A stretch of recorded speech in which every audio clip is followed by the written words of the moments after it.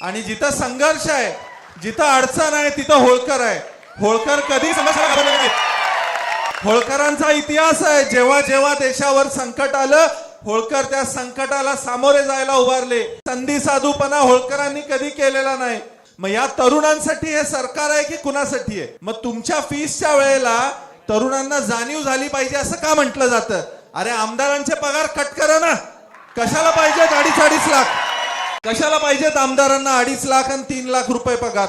मग तो पैसा तुम्ही या विद्यार्थ्यांसाठी का वापरू शकत नाही? का तुमच्या फीज आकारल्या जातात? मी तुम्हाला शब्द देतो, जिथं जिथं तुम्हाला गरज आहे, आज तुम्ही मला सांगा, मी तुमच्या बरोबर खांद्याला खांदा लावून रस्त्यावर उतरायला तयार आहे. हा यशवंतराव होळकराच्या एका वारसाचा तुम्हाला शब्द आहे. मग कुठलाही राजकीय पक्ष सत्तेत असू द्या, मला माहित नाही, पण या तरुणांच्या बरोबर मी तिथं तुमच्या खांद्याला खांदा लावून लढायला तयार आहे.